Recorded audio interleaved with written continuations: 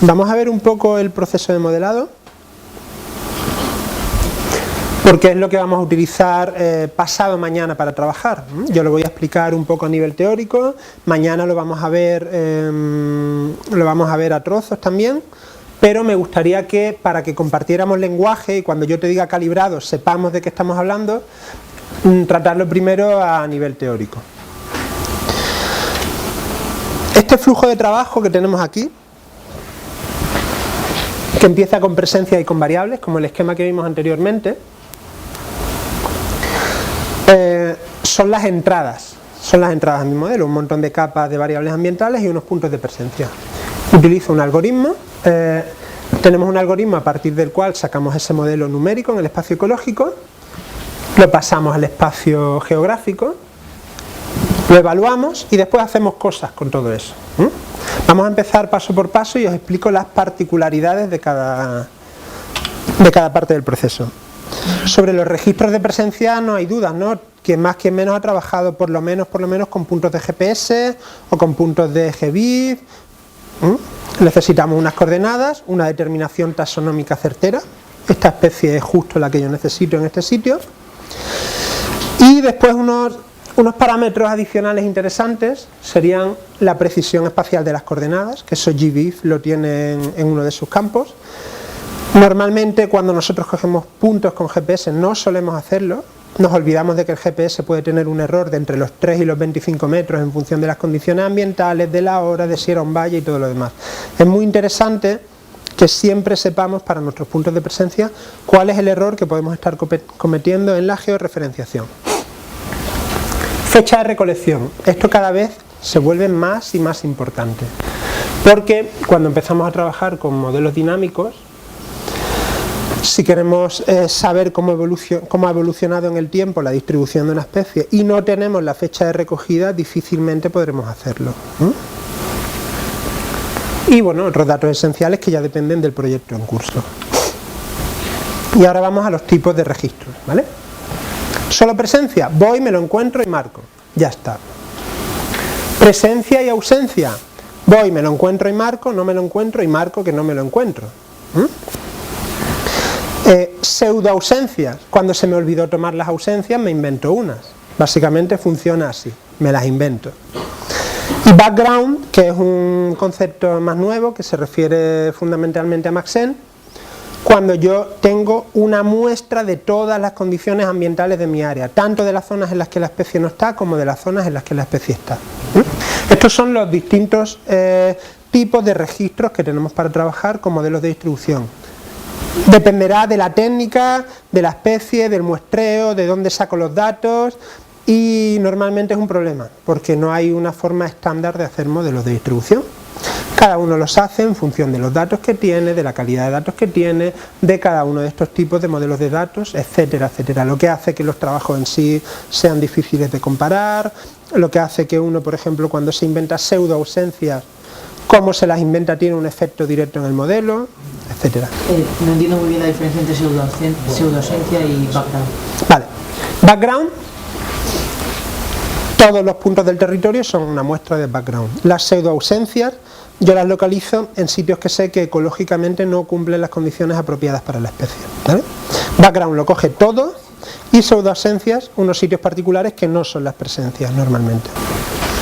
Cuando trabajamos con solo presencia son muy fáciles de coger, no hay dudas.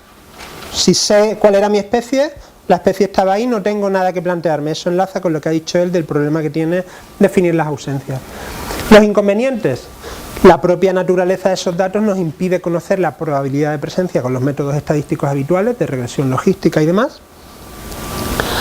Ese sesgo geográfico del que hablábamos antes, no podemos conocerlo, porque solo estamos conociendo los sitios en los que se dan las condiciones, pero no en las que no se dan. Y hay que tener cuidado con la precisión de las coordenadas. Eso, cuando vamos a bases de datos internacionales, están mezclados puntos de 1 por 1 con puntos de 50 por 50. Tenemos que tener eso en cuenta, lo vamos a trabajar. Presencia-ausencia, sí nos permite calcular una probabilidad de presencia con un método estadístico frecuentista estándar. Por el hecho de que hemos ido a aquellas localidades en las que la especie no estaba, estamos considerando un poco mejor ese sesgo geográfico. No es perfecto, pero sí es algo mejor que las ausencias. Y los inconvenientes ya los comentábamos aquí. ¿Qué es una ausencia? Si tengo a lo mejor una especie que solo está ahí 15 días al año, como un terófito, ¿qué es una ausencia? Que yo no me pasé allí, por allí en el momento adecuado, que llegué y ese año no se dieron las condiciones. ¿Qué es una ausencia? ¿Qué consideraríais vosotros una ausencia? ¿Para un organismo móvil y para un organismo sésil es lo mismo? Una ausencia de lince en una celda de 10×10 quiere decir que el lince nunca ha pasado por allí. Bueno, la ausencia está ligada directamente a la estrategia de muestreo. Por ejemplo. Y después en realidad la ausencia es probabilidad de encontrar o no encontrar. O sea, nunca es un cero. No, hay probabilidad no, yo voy, no me la encuentro y digo que eso es una ausencia. Y ya no estamos hablando de probabilidad, estamos hablando de interpretación del hecho de no haber encontrado la especie allí. ¿Vale? Sí. O sea, yo estoy hablando del hecho de ir a muestrear y marcar eso como una ausencia. Eso funciona así, lo decido en algún momento, uso un criterio. Digo, no me la he encontrado. ¿El hábitat es óptimo o no es óptimo? Eso da igual, el hecho es que yo no me la he encontrado, decido que no me la he encontrado y marco eso como ausencia. Yo he trabajado con terófitos y las ausencias son temporales. Hay veces que el banco de semillas no salta porque no se han dado las condiciones adecuadas y durante 3-4 años eso es una ausencia. Y de repente al 5.º año llueve lo suficiente y dejó de ser una ausencia. Si yo confirmo eso como ausencia, estoy eliminando una parte de hábitat óptimo. Bueno, estábamos hablando un poco de esto, ¿no? Ausencia de contingencia por cuestiones de que la especie no llegó a ese lugar, por el motivo que fuera. Ausencias ambientales porque la especie puede llegar pero no se dan las condiciones óptimas. Y las ausencias metodológicas que se deben ya a cómo yo muestre la cuestión, ¿no? Lo importante aquí es que cada uno tiene que saber con qué está trabajando para poder diseñar su estrategia de modelado. En tu caso lo tenéis perfectamente claro, ¿eh? Pero hay gente que por temas de tesis solo puede ir 2 años a tomar datos de campo. Entonces trabajar con ausencias, si tienes un organismo con unas características muy particulares, puede ser un problema. Pseudoausencias, cuando no recogí las ausencias y quiero hacer una regresión logística. Yo no soy partidario, pero se utilizan, como se dice vulgarmente, a cascoporro en montones de ejercicios de modelado. Por el hecho de que cogí solo o de mi base de datos de mi muestreo puntos de presencia, pero resulta que quiero aplicar un GLM, una logística o un GAM. Y por narices requiero algo que parezcan puntos de ausencia. Y como no los cogí, me las invento. El me las invento es la clave, ¿vale? Porque no es lo mismo que me las invente muy lejos, que muy cerca, que en hábitat óptimo, que en hábitat no óptimo, y eso tiene un resultado en el modelo. Vamos a trabajar con pseudo ausencias para que veamos un poco la importancia que tiene este asunto. Vamos a darlas, no quiere decir que yo sea partidario, yo estoy aquí para daros un poco la visión general que se tiene del ámbito de los modelos en las distintas escuelas, ¿vale? Pero yo en lo posible intentaría evitarlas. Y background, pues nada, una muestra de todo el fondo, de todas las condiciones ecológicas posibles de mi área de trabajo. Tamaño de muestra, bueno, el tema de sesgo, de cuántos puntos necesito o no necesito, influyen en el tipo de algoritmo que puedo aplicar para hacer mi modelo. Normalmente por debajo de 15 es una muy mala idea trabajar, por debajo de 15 puntos de presencia, ¿vale? O 15 de presencia y 15 de ausencia. Y aquí lo tengo, es una comparativa de distintos algoritmos de modelado con distintos tamaños de muestra, con distintas medidas de calidad de esos modelos, ¿vale? Y ahí nos encontramos algoritmos que mejoran, vamos a ver, Maxent, está en rojo, ¿no? Maxent de 10 a 30 no mejora mucho y de 30 a 100 pues tampoco demasiado, ¿vale? Es un algoritmo que funciona medianamente bien con tamaños de muestra relativamente bajos. No os puedo decir de cuántas réplicas hicieron, ni cuántas especies, ni nada, ¿vale? No me acuerdo. Lo ideal para hacer este tipo de experimentos es usar especies virtuales, ¿no? En las que tú tienes un entorno controlado, sabes tú te inventas cuál es el nicho ecológico de la especie y entonces es mucho más fácil saber si te estás equivocando o no. No te puedo decir si aquí lo hicieron así, ¿vale? Pero lo cierto es que no es lo mismo usar un algoritmo u otro en función del número de registros de presencia que yo tengo. Tenemos aquí uno que es muy mala idea, que es, bueno, en realidad está un poco confuso, parece que es un tal Marsint, que este no lo conozco yo, ¿vale? Vamos a hablar de uno más conocido, que podría ser el GLM.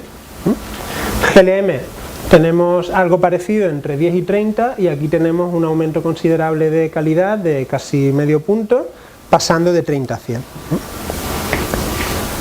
Si tenéis menos de 15, buscad más o olvidaros del asunto, porque es muy... Podemos hacerlo. Podemos hacer una prueba, ver cómo queda, ver si el resultado de ese modelo me ayuda a encontrar otras localidades, ¿vale? Pero publicar un modelo con menos de 15 presencias va a resultar francamente complicado. El sesgo no lo vamos a hablar, está siempre ahí y hay que aprender a convivir con él, ¿vale? Siempre os van a hablar, es que el sesgo de los datos, ya, es que eso no hay manera de arreglarlo. Si quieres muestrear más y tienes dinero y tiempo, muestrea.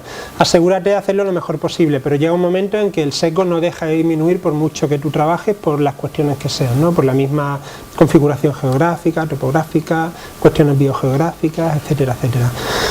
No hay una forma estándar de trabajar con el sesgo, no hay una forma de eliminar outliers, no hay una forma de rellenar huecos y ahí estamos sujetos a todo el caos que supone la distribución geográfica real de una especie. Bueno, si hay un problema que se está resaltando ahora últimamente, yo no estoy de acuerdo realmente, ¿vale?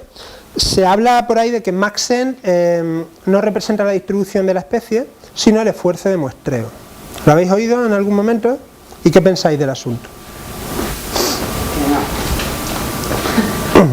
He leído el artículo este que ha salido de Estados Unidos, que han asociado a un pájaro, no se pone, y lo pueden juntar sus razas merinas a la de hablar.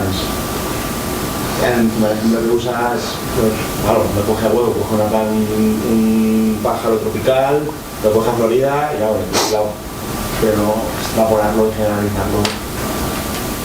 Puede haber casos concretos en los que si estás trabajando con una especie cosmopolita y tú muestreas solo en algunas localidades,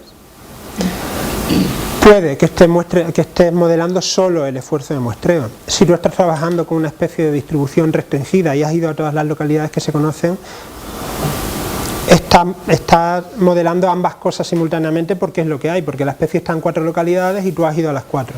Cuando hablamos de especies con distribuciones de tamaños intermedios, mientras yo me asegure de estratificar mi muestreo e ir a todos los hábitats potenciales de la especie, no estamos modelando el esfuerzo de muestreo, sino aproximándonos a la distribución real de la especie, ¿vale?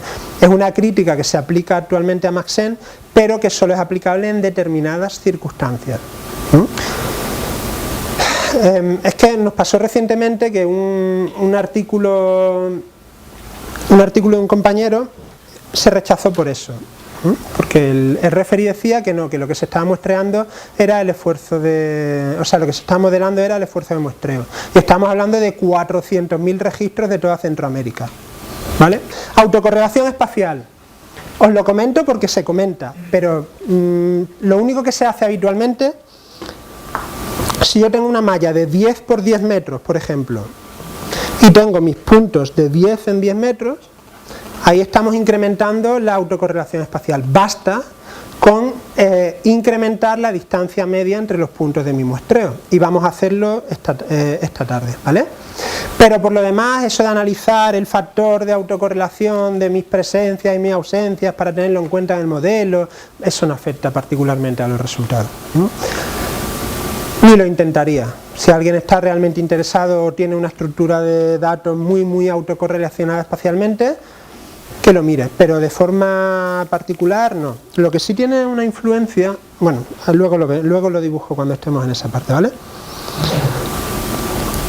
Esto de aquí, lo de ampliar la distancia entre puntos, es lo que recomienda Antoine Guisan y es lo que hace habitualmente en sus artículos, ¿vale? Cuando tenemos puntos muy agregados, pues quito unos cuantos de ellos en mitad de esa agregación y así estoy disminuyendo un poco la intensidad de la señal ecológica en una zona concreta que a lo mejor esté sobremuestreada, ¿vale? Precisión de la georreferenciación, lo hemos tratado. Partición de datos. Aquí hay una entelequia estadística también, ¿no? Tengo n puntos de presencia, yo cojo la mitad para hacer el modelo y la otra mitad para evaluarlo. Y después hago mi modelo con todos los puntos. Bueno, hay gente que dice que la mitad que uso para evaluarlo tiene que ser independiente de la mitad que uso para hacerlo. ¿Independiente en qué? ¿En qué? Es decir, si tú estás trabajando con una especie costera y tú haces un muestreo para tu especie costera, para que sea independiente, que lo haces otro día, otro año, lo hace otra persona con el mismo método, lo hace otra persona con un método diferente. Es mejor evaluar de verdad un modelo con unos datos que ha cogido otra persona con otros métodos diferentes. ¿Vale? Los referidos habitualmente os van a decir, no, es que el conjunto de datos no es independiente. Es que no hay conjuntos de datos independientes, salvo que estés trabajando con una especie de Estados Unidos y evalúes con unos datos de Japón, ¿vale? Ahí sí podemos decir que por lo menos geográficamente son independientes. Pero no existe esa independencia real, ¿vale? Lo normal es que si trabajas con una especie conocida, común, vayas a los mismos sitios que va todo el mundo a muestrearla. Y eso elimina esa entelequia de la independencia. Normalmente lo que se hace al dividir los puntos es hablar de pseudo-independencia. Como he hecho el modelo con unos puntos y lo he evaluado con otros, eso, pero es semántica otra vez, ¿vale? Una cosa importante son los formatos que tengo que utilizar para cada algoritmo de modelado. Esto no es importante, salvo que me genere problemas a la hora de trabajar, que a alguien le habrá pasado alguna vez que meto los puntos en el programa y el programa dice que no, que estos puntos no, que yo los quiero de otra manera. Y después esos mismos puntos, para meterlos en otro programa, no, pues mira, tienen que estar con la cabecera distinta y en vez de comas, tabuladores. Eso pasa particularmente con Maxent, que requiere este formato, en texto plano. Lo de trabajar con los puntos no es ninguna tontería, ¿eh? Lo normal es que cojamos, descarguemos de GBIF y tal como lo descargamos lo metamos en un modelo de distribución. Eso no funciona así. Eso no funciona así. ¿Por qué? Primero, los puntos tienen que estar adaptados a mi malla de trabajo. La malla de trabajo es la resolución del raster con el que estamos trabajando. Para los que no están puestos en SIG, en un rato lo vemos. Entonces, por ejemplo, si yo tengo una distribución en forma de polígonos, como es el caso, que hay normalmente la gente que trabaja con datos de instituciones públicas muchas veces tienen los polígonos bordeados, ¿no? Eso pasa en Valencia, pasa en Cataluña, creo que en Murcia está empezando a pasar y en Andalucía. Pues yo adapto esos polígonos a mi malla de trabajo, de esa malla de trabajo saco los puntos, hago mi partición aleatoria, disminuyo esa autocorrelación como hemos dicho antes y finalmente los convierto a los ficheros que yo necesito para hacer mis modelos de distribución. Este ejemplo de aquí lo que quiere decir es que no es trivial trabajar con los puntos. Siempre unos puntos de presencia van a necesitar un procesamiento, el que sea en función de dónde vienen, con qué resolución quiero trabajar y todo lo demás, ¿vale? Y seguimos con las variables. Una característica importante de las variables es que deben afectar directa o indirectamente a la distribución de la especie, deben tener alguna influencia, porque se puede dar el caso, y lo vamos a ver, de que estemos trabajando con variables que no sirven absolutamente para nada, ¿vale? O que la señal que nos está transmitiendo no es la apropiada. Y esas variables deben poder representarse como mapas digitales en un sistema de información geográfica, es otro requisito. Podemos pensar en variables muy interesantes para nuestra especie, pero si no podemos mapearlas espacialmente no nos sirven para hacer modelos de distribución. El match entre la resolución espacial de las variables y los registros de presencia es importante también. No puedo trabajar con registros de 50 por 50 kilómetros con variables de 10 por 10 kilómetros, por ejemplo, ¿vale? Tenemos que tener claro que el margen de incertidumbre de un punto de presencia tiene que quedar dentro de mi tamaño de píxel de la capa raster con la que yo estoy trabajando. Lo hemos hablado al principio de esa jerarquía espacial que hay en la importancia de las variables en la distribución de una especie. Los límites continentales están normalmente definidos por combinaciones de precipitación y temperatura, pero la distribución local está más determinada por la dispersión del hábitat, por la fragmentación y por las condiciones locales de topografía, por ejemplo, o las interacciones abióticas. Entonces tenemos una escala, o sea, un gradiente de escalas a lo largo del cual distintas variables van influyendo en la distribución de nuestra especie de trabajo, ¿vale? Una cuestión importante, o no, depende, ¿vale?, es la colinealidad. Si yo tengo n variables y esas n variables están muy correlacionadas entre sí, lo mismo me da meter una sola. Es muy importante que siempre que trabajemos con modelos de distribución analicemos la correlación entre las distintas variables para quitar aquellas que sean redundantes. Nos va a permitir que nuestro modelo tenga un carácter explicativo mejor. Esto no afecta a la... Generalmente no afecta a la calidad predictiva espacial del modelo, pero sí a conocer cuál es la variable más importante, por ejemplo, ¿vale? Si tengo 3 variables correlacionadas y las 3 son igual de importantes, el sistema no me va a saber decir cuál de las 3 es la importante, tengo que meterle solo una de esas 3. La clave es hacer análisis de colinealidad entre variables siempre antes de empezar. Y a veces hay interacción entre variables, ¿no? No es lo mismo una pendiente a 1000 metros que una pendiente a 2000 metros, depende un poco de... o no es lo mismo... Muchas especies pueden estar en determinados lugares a una temperatura X si tienen una precipitación Y, pero a lo mejor si esa precipitación no está, la especie no puede estar en ese lugar, ¿vale? Esa interacción entre variables la tenemos que tener en cuenta también a la hora de trabajar. Las variables ambientales... con mi sesgo hacia terrestre, perdonadme los de marina, ¿vale? Variables topográficas, que sí es habitual en la gente que trabaja en ventos, tener modelos de elevaciones del fondo, sacar rugosidades, sacar heterogeneidad y demás. Orientaciones, pendientes. Hay también algunos índices que representan cómo se mueve el agua en el territorio, la profundidad potencial del suelo, la humedad potencial del suelo, son muy interesantes para especies arbóreas y especies de plantas. Tenemos también radiaciones solares potenciales o radiaciones solares efectivas, que son muy importantes como input de energía, especialmente para plantas también, pero como lo son para plantas, indirectamente lo son también para animales, que se alimentan de esas plantas o dependen de esas plantas para vivir. Variables climáticas, precipitaciones y temperaturas, humedades, etcétera, etcétera. Variables antrópicas, que hemos hablado antes de perturbaciones y efectos del hombre. Hay una interesante que es la huella humana, no sé si habéis escuchado hablar de ella. Trata de representar cómo de importante es el efecto humano en cada celda de 1 por 1 kilómetro. Y es útil para... Es decir, los valores altos de huella humana no favorecen la presencia de una especie, pero sí nos están quitando del modelo aquellas zonas en las que el hábitat era potencial, pero ya no lo es por efecto del hombre. Me explico, la huella humana es una variable que restringe la distribución de una especie. Suponiendo este ejemplo de aquí, a lo mejor aquí hay hábitat óptimo para esta especie, pero los valores altos de huella humana van a influir en el resultado del modelo quitándonos ese trozo de área idónea. No sé si vamos a trabajar con huella humana mañana, ¿vale? De Human Footprint, de Sanderson. Tienen una web de la que te puedes descargar este material. Variables de teledetección, NDVI y todas sus variantes, hay cobertura de nieve, hay albedo.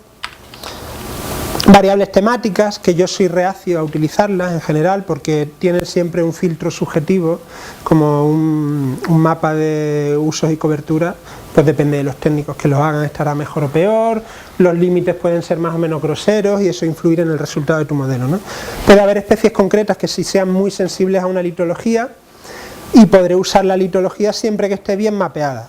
Puede que mi mapa de litología sea como ese de Sierra Nevada, un asco, y no me sirva realmente para hacer modelos de distribución, ¿vale? Entonces, mucho cuidado con las variables temáticas, porque además generan problemas en algunos algoritmos. Según vayamos viendo los algoritmos, los trataremos, pero yo procuro no trabajar con variables temáticas, ¿vale? Porque casi siempre tienen alguna variante continua que la sustituye y que funciona mejor. Variables biológicas. Aquí, estos mapas de aquí son mapas de frecuencia de aparición de determinadas formaciones vegetales, que son aplicables, por ejemplo, a la distribución de mariposas. Tú te esperas encontrar una mariposa en el entorno en el que está la planta nutricia. Tú puedes mapear para cada celda cuál es la frecuencia de planta nutricia en un radio concreto. Y eso va a influir en la probabilidad de presencia de la especie, ¿vale? Pues así es como se pueden introducir variables bióticas en un modelo de distribución. conociendo cuál es el organismo que interacciona con mi organismo objetivo y haciendo un mapa de frecuencia de aparición de ese organismo. Una vez que ya, aquí me he saltado dos fases, no tengo aquí el gráfico, sí. Ahora vuelvo atrás, ¿vale? Tenemos las presencias, tenemos las variables. Con las presencias y las variables hacemos nuestro proceso de modelado normal y corriente, que lo vamos a ver mañana n veces, cuando n tiende a 12 o 13 o algo así. Y una vez que tengo mi modelo, tengo que evaluarlo, conocer, lo mismo que calcular el r cuadrado en una regresión, ¿vale? Conocer si mi modelo se ajusta a mis datos. Y en eso consiste, perdón por el mareo, la evaluación. Lo de la evaluación es otro tema que os va a generar problemas sí o sí. Porque hay varias escuelas, cada uno piensa que se debe hacer de una manera y de la manera en la que tú lo haces siempre es la mala, parece, ¿no? Y da igual que después la cambies porque te llega otra persona que te dice no, que no era esa, que no era la otra. No hay un estándar, aunque parece que lo hay, el AUC famoso que habréis leído montones de veces, no hay un estándar de evaluación de modelos. El primer artículo importante de evaluación de modelos es este, que lo tenéis en la carpeta de bibliografía en el material compartido. Hay varios más que si acaso los puedo reseñar más adelante y se basan fundamentalmente en la matriz de confusión.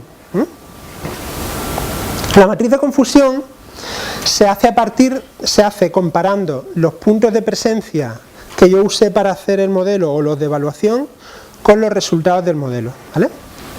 De forma que yo tengo aquí en las columnas de la matriz tengo datos reales. O sea, aquí pongo cuáles son mis datos de campo, mis puntos de presencia y de ausencia si los cogí. Y aquí los datos que resultan de mi modelo, ¿vale? Entonces, si mi modelo dice presencia y mi conjunto de datos dice presencia, tengo un acierto. Si mi modelo dice presencia y mis datos dicen que ausencia, aquí tengo un error. Si mi modelo dice ausencia y tengo presencia, tengo un error. Y si mi modelo dice ausencia y mis datos dicen ausencia, tengo un acierto. Entonces yo puedo operar con las proporciones de aciertos y de errores de la matriz de confusión para obtener distintas métricas de evaluación. Distintas métricas que me van a decir cómo de bueno es mi modelo detectando presencias, cómo de bueno es mi modelo detectando ausencias. Y todos los métodos de evaluación que hay actualmente se basan en aplicaciones más o menos complejas de los datos resultantes de esta matriz de confusión, ¿vale? Lo vamos a ver con un poco más de detalle mañana. Postprocesamiento. Si hacemos modelos y no llegamos a esta fase, solo estamos haciendo un mapa de colores. Que eso lo hace muy bien Maxen y compañía. Siempre te sacan un mapa de colores y la primera vez tú lo miras, anda, pero eso particularmente no sirve para nada si no lo uso para algo, ¿vale? El resultado ese geográfico de un modelo de distribución no sirve para nada, así, sin más. Siempre voy a tener que hacer algo, voy a tener que sacar otras variables respuestas de ese modelo, porque particularmente el hecho de que en la celda tal la idoneidad del hábitat sea 90, bueno, sí es un detalle interesante si vas a la celda tal y vas a buscar la especie, pero mientras no vayas no es más que un color en un mapa. El postprocesamiento de modelos es el que nos permite extraer la información que nosotros necesitamos del modelo. Los más habituales, normalmente, el que más se utiliza es el aplicar un umbral de corte o threshold, ¿vale? Que consiste en transformar ese gradiente continuo de idoneidad que nos suelen dar los modelos en hábitat óptimo y hábitat no óptimo. O en tres clases de hábitat, muy óptimo, menos óptimo o nada óptimo, ¿vale? Y se trata de seleccionar valores dentro del gradiente de idoneidad a partir del cual defino esas nuevas unidades de esas nuevas regiones de hábitat óptimo o no óptimo. Esto se hace casi siempre porque un modelo continuo no te dice, por ejemplo, cuál es el área de presencia potencial de la especie. Eso no te lo dice el modelo en sí, él te está diciendo para cada celda cómo de bueno es el hábitat, cómo de óptimo es el hábitat, pero no te da, por ejemplo, una relación de áreas. Si yo quiero conocer, oye, ¿cuál es el hábitat potencial de la cigüeña negra? Pues tengo que aplicar un postprocesamiento de estas características para que yo pueda dar una superficie en hectáreas, en kilómetros cuadrados o en número de celdas, ¿vale? La aplicación de máscaras se utilizan para ocultar zonas de trabajo que no me interesan. Si estoy trabajando con una especie forestal y no me interesan las zonas de infraestructuras humanas, puedo utilizar una máscara para quitar de mi modelo completamente las zonas de infraestructuras humanas. Las máscaras, al fin y al cabo, se utilizan para controlar en qué parte de mi modelo estoy yo trabajando, ¿vale? El ensamblado de modelos y la suma de modelos binarios para hacer modelos de riqueza los vamos a ver con un poquito más de detalle mañana. Y después toda la mecánica que hace falta para usar modelos de distribución en modelos híbridos la vamos a ver el viernes. Pero esto básicamente son los distintos tipos de postprocesamiento que podemos hacer para un modelo de distribución. Hay muchos más, ¿vale? Se puede ser muy creativo y buscar formas de sacar la información que necesito de un modelo. Me estoy centrando en los que son habituales. El del umbral de corte. Tenemos aquí un modelo con un gradiente de idoneidad de 0 a 100 y yo escojo un valor a partir del cual defino hábitat óptimo en rojo y hábitat no óptimo en amarillo. Pues no es lo mismo que yo escoja un umbral que otro. Eso afecta mucho al resultado de mi modelo. Es una parte crítica, esa elección de threshold, que está muy discutida en la literatura y sigue sin resolverse. Hay muchos artículos sobre eso de Lobo, de Liu y todo lo demás. Creo que los tenéis todos en la carpeta de bibliografía. El ensamblado de modelos, lo vamos a ver mañana también claramente. Distintos algoritmos con los mismos datos producen resultados muy diferentes, tan diferentes como esos. Esto es de una planta de Sierra Nevada y esos son 6 algoritmos. Había otros 4, pero me faltaba espacio. Y los resultados son muy diferentes. No es lo mismo que yo coja un modelo a que coja otro a la hora de representar mis resultados, ¿no? Hay una incertidumbre muy alta en un resultado que depende del algoritmo que yo elegí para hacer mi modelo. ¿Qué se hace ahora? En vez de hacer un modelo solo con Maxent, hago un modelo con una batería de algoritmos. Cojo todos los resultados y los uno. De forma que mi modelo de ahora no solo contiene la distribución potencial de la especie, sino además una medida de la incertidumbre que tengo respecto a esa idoneidad. Lo vamos a hacer mañana también, ¿vale? Lo vamos a ver con cierto detalle, cómo cogemos muchos modelos, cómo los ensamblamos y cómo interpretamos ese resultado para obtener algo mucho más robusto. Esta aproximación está siendo cada vez más y más importante, ¿vale? En la mayoría de artículos, bueno, desde hace un par de años hasta ahora, lo más habitual es hacer ensamblados de modelos de 4 o 5 algoritmos diferentes. Nosotros veremos mañana uno de 8 o 9 algoritmos y aprenderemos a hacerlo bien. Y lo de la suma de modelos binarios, yo tengo 10 especies, hago modelos de las 10, a esos modelos les aplico un umbral para convertirlos en hábitat óptimo o no óptimo y puedo sumar esos 10 modelos para obtener una estima potencial de riqueza para ese conjunto de especies en el territorio, ¿vale? Estos son datos reales obtenidos de GBIF de plantas de flora rara y amenazada y esto es el resultado de la suma de los modelos de distribución de esas especies de flora amenazada. De forma que tenemos, lo que estamos intentando aquí es obtener una visión de riqueza que no está sesgada, no está tan sesgada por la disponibilidad de datos, ¿vale? Este es el modelo de riqueza real con los datos observados, fijaos lo esparcidas que están las celdas de alta riqueza, y de esta forma estamos intentando obtener una aproximación a algo más potencial, ¿no? Que no tenga ese sesgo geográfico tan marcado. Es algo que se hace cada vez más y cada vez más está más discutido también. Interpretación. Ahí recomiendo las visiones de Soberon y Peterson, ¿vale? Que son los que más han trabajado en esa interpretación. También Jiménez Valverde y Lobo tienen algún artículo sobre cómo se interpretan los resultados de un modelo de distribución. Esto de aquí es mi visión particular de la cuestión, ¿vale? Ya hablé de que lo ideal es hablar exclusivamente de modelo de distribución y dentro de ese concepto caben todas las distribuciones posibles, desde la potencial más laxa hasta la más realista, ¿vale? Pues dentro de ese gradiente, los pasos dentro de ese gradiente dependen un poco de cómo construyo mi modelo. Y me explico. Si yo tengo solo las variables abióticas, hemos hablado antes también, Yo lo que tengo es simplemente una distribución genérica, potencial, de las zonas en las que se dan algunas de las variables que las especies necesitan para vivir a escalas amplias. Si yo trabajo solo con variables de precipitación y temperatura a una escala continental, lo único que voy a tener es una distribución potencial, muy laxa, sin ninguna otra restricción.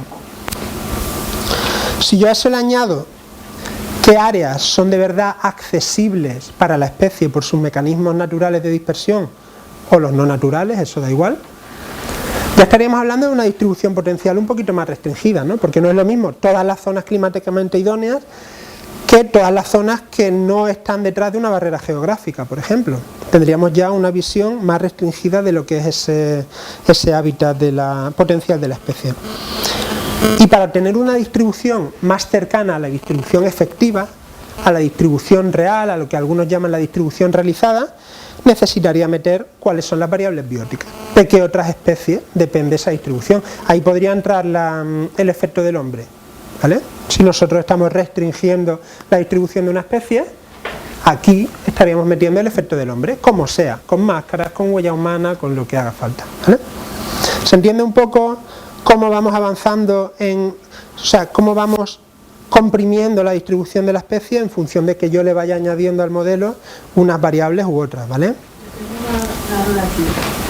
Pero aunque tú solo consideres las variables climáticas, tus datos de distribución están afectados por las otras dos. Yo no veo cómo puedes hacer una distribución potencial si son datos de distribución de campo. Espera. Eso es un punto importante, ¿no? Que los puntos de presencia de mi especie en sí, si mi muestreo es exhaustivo, puede que ya estén controlados por una segunda especie que le está quitando terreno, ¿eh? Vamos a olvidarnos de eso por un momento. Yo hago mi modelo climático con estos puntos de presencia y esto es lo que me sale, ¿vale? Ahora yo uso un modelo superpuesto a este en el que solo me salgan las zonas a las que la especie puede llegar por sus mecanismos de dispersión. Vamos a suponer que aquí hay una barrera y que esto no vale, ¿vale? Estoy cortando ya, simplemente por añadir la dispersión potencial de la especie, estoy cortando el ámbito de mi modelo, ¿vale? Estoy dando un paso muy importante, quitándome todo esto, que tiene unas condiciones climáticas, pero que la especie no puede alcanzar. Y por último, si resulta que tengo también aquí un depredador, un competidor por el espacio, ahora estoy restringiendo esto. Y si resulta que aquí tengo una especie con la que esta especie objetivo tiene alguna interacción positiva, pues aquí tendré probabilidades más altas de las que tengo aquí en las que no está esa otra especie. Así es como influye esa adición en el resultado final de tu modelo, ¿vale? En realidad lo que estamos haciendo es añadir variables para restringir el ámbito espacial potencial que puede ocupar la especie, ¿vale? Y sí, ahí está incluido de forma inmensurable ese efecto de las interacciones bióticas, ¿vale? No podemos saberlo exactamente cuál es el alcance que tiene. ¿Se entiende bien la interpretación? ¿Se entiende bien que no es lo mismo hacerlo con datos climáticos que con datos de dispersión y que con datos de interacciones? Lo ideal es aplicar todo lo posible. Lo cierto es que siempre tenemos limitaciones para las dos últimas perspectivas. Dime.